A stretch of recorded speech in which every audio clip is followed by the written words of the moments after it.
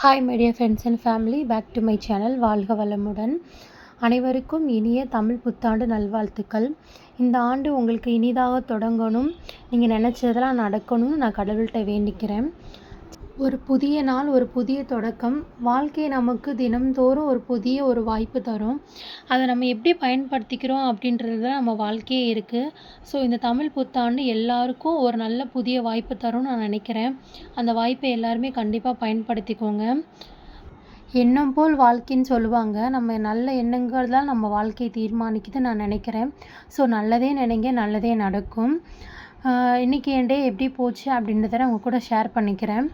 காலை எழுந்திரிச்சோனுமே அந்த கனி காணுதல் அப்படின்னு சொல்லிட்டு நான் இன்ஸ்டாகிராம்லாம் பார்த்தேன். அதை பார்த்து தான் இந்த வருஷம் நானும் ட்ரை பண்ணியிருக்கேன்.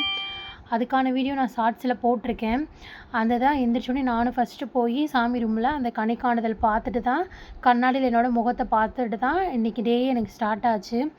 வந்ததும் அந்த ஸ்டெப்ஸ் எல்லாம் கூட்டி விட்டுட்டு, சரி வாசல் தொளிச்சு கோலம் போடலாம் அப்படின்னு சொல்லிட்டு தண்ணியில் மஞ்சள் உப்பு கலந்து, நான் எங்களோடது நாங்கள் மாடியில் இருக்கனால அந்த குட்டி ஸ்பேஸ் தான் இருக்கும். அதில் பெரிய கோலம்லாம் போட முடியாது. ஸோ அதனால் குட்டியாக ஏதாவது கோலம் போடலாம் அப்படின்னு சொல்லிட்டு தண்ணியில் மஞ்சள் குங்குமம் கலந்து அந்த இடத்த மட்டும் மாப் போட்டுட்டு எனக்கு தெரிஞ்ச அளவு ஒரு குட்டியாக கோலம் போட்டுட்டு, இந்த நிலவாசல்லாம் மங்களகரமாக இருக்கட்டும் அப்படின்னு சொல்லிட்டு மஞ்சள் குங்குமம் வச்சேன். இதே வந்துட்டு மாவிலை தோரணம் கட்டியிருக்கலாம், ஆனால் எனக்கு மா இலை கிடைக்கல. அதனால் நான் நிலவாசலில் மஞ்சள் குங்குமம் வச்சுட்டு எனக்கு தெரிஞ்ச மாதிரி குட்டியாக கோலம் போட்டுட்டேன். அந்த கோலம் போட்டதுலேருந்து என்னோடய டே வந்து ஸ்டார்ட் ஆகிடுச்சு. அதுக்கப்புறம் நம்ம போய் குளிச்சுட்டு வந்துடலாம் அப்படின்னு சொல்லிட்டு முதல்ல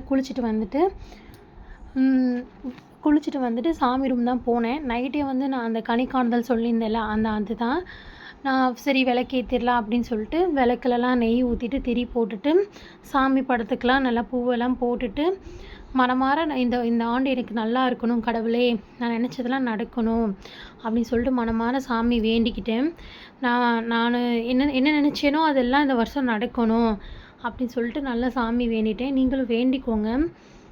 அப்புறம் என்னோடய பையன், ஹஸ்பண்ட் எல்லாமே வந்து நல்லா சாமி கும்பிட்டுட்டு பக்கத்தில் ஏதாவது கோயில் தான் போயிட்டு வரலான்னு சொல்லிட்டு எங்கள் வீட்டு பக்கத்துலேயே ஒரு காளியம்மன் கோயில் இருக்கும்.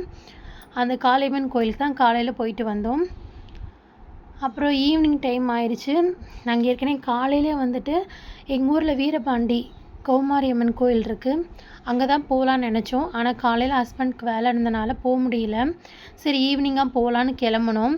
இப்போ நாங்கள் இந்த ரோட் நான் அந்த வீடியோவில் காட்டுறல, அதுதான் எங்கள் ஊர் தீர்த்த தொட்டி முருகன் கோயில். சரி அங்கேயும் போகலான்னு பார்த்தோம், ஆனால் சரியான கூட்டம். இந்த வீடியோவில் பார்த்தாலே உங்களுக்கு தெரியும், அவ்வளோ கூட்டமாக இருந்துச்சு.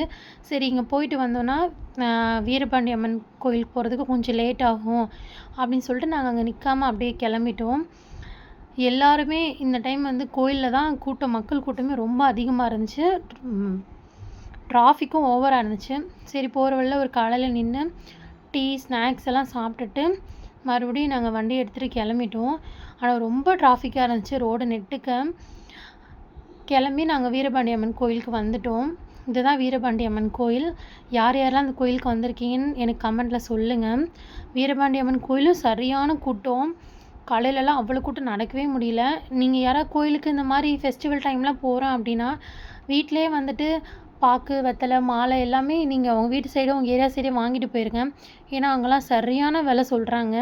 நாங்கள் அங்கே போய் தான் வாங்கினோம். ஒரு மாலை வந்துட்டு பரவாயில்லாத மாலை தான், அதுவே 150 ரூபா 200 சொன்னாங்க. ஆனால் நாங்கள் வாங்கிட்டு தான் உள்ளே போனோம்.